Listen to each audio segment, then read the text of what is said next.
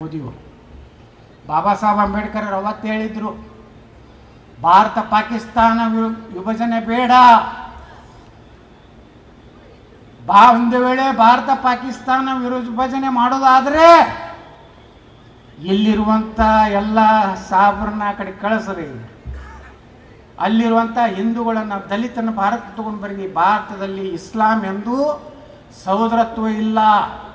ಅವರು ಅಧ್ಯಯನ ಮಾಡಿದ್ರು, ಸಿಖ್ ಧರ್ಮ ಅಧ್ಯಯನ ಮಾಡಿದ್ರು, ಕ್ರಿಶ್ಚಿಯನ್ ಧರ್ಮ ಅಧ್ಯಯನ ಮಾಡಿದ್ರು, ಇಸ್ಲಾಂ ಧರ್ಮ ಅಧ್ಯಯನ ಮಾಡಿ ಭಾರತದ ಇನ್ನೊಂದು ಕೊನೆಗೆ ಹೇಳ್ತಾರೆ, ನಾಗ್ಪುರದಲ್ಲಿ ಭಾರತೀಯ ಸಂಸ್ಕೃತಿಯನ್ನು ಒಳಗೊಂಡಂಥ ಬೌದ್ಧ ಧರ್ಮ ಭಾರತದ ರಾಷ್ಟ್ರೀಯತೆಗೆ ಎಂದೂ ತೊಂದರೆ ಆಗಬಾರ್ದು ಅಂತೇಳಿ ಇವತ್ತು ನಾನು ಬೌದ್ಧ ಧರ್ಮವನ್ನು ಸ್ವೀಕಾರ ಮಾಡ್ತೀನಿ ಅಂದಂಥ ಪುಣ್ಯಾತ್ಮ ಡಾಕ್ಟರ್ ಬಾಬಾ ಸಾಹೇಬ್ ಅಂಬೇಡ್ಕರ್ ಅವ್ರಿಗೆ ದಿಲ್ಲಿಯಲ್ಲಿ ಅಂತ್ಯಕ್ರಿಯೆಗೆ ಒಂದು 10 ಫೀಟ್ ಜಾಗ ಕೊಡಲಿಲ್ಲ ಬಂಧುಗಳೇ.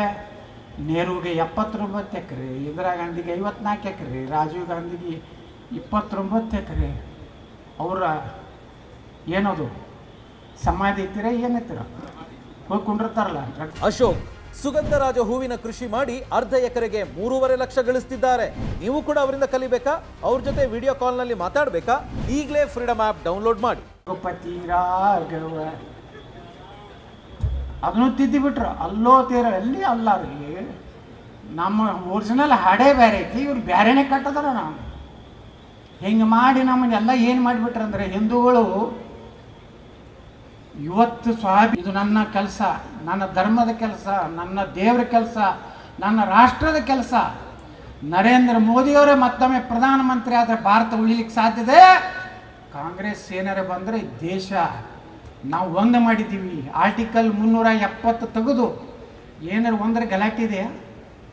ಅಲ್ಲಿ ಪಾಕ್ ಆಕ್ಯುಪೈಡ್ ಕಾಶ್ಮೀರ ಜನ ಹೇಳಕತ್ತಾರೆ, ಪಾಕಿಸ್ತಾನದ ಜನ ಹೇಳಕತ್ತಾರೆ, हमको नरेंद्र मोदी जैसा प्रधानमंत्री चाहिए, ये हरामखोर शरीफ नहीं चाहिए, ये हरामखोर भुट्टो नहीं चाहिए. ಅಲ್ಲಿ ಹೇಳ್ತಾರ, ಇಲ್ಲಿ ಹರಾಮ್ಖೋರ್ಗಳು हमको पाकिस्तान चाहिए. ಪಾಕಿಸ್ತಾನ್ ಚಲೋ ಗಡಿ ಒಳಗೆ ಬಿಟ್ಟು ಬರ್ತೀವಿ, ನಾವೇ ಕರ್ಕೊಂಡೋಗಿ ವಿಮಾನದಾಗಲ್ಲಿ ಬಸ್ನ ಕರ್ಕೊಂಡೋಗಿ ಹೋಗ್ರಪ್ಪ ಮಕ್ಕಳಲ್ಲಿ ಹೋಗ್ತೀನಿ ರೀ.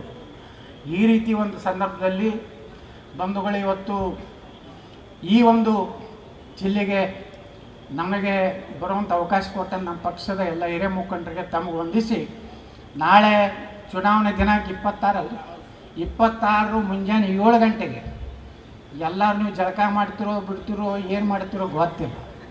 ನೀವು ವಾಕಿಂಗ್ ಎಲ್ಲಿ ಹೋಗ್ಬೇಕಂದ್ರೆ ಪೋಲಿಂಗ್ ಬೂತ್ ಕಡೆ ಹೋಗ್ಬೇಕು.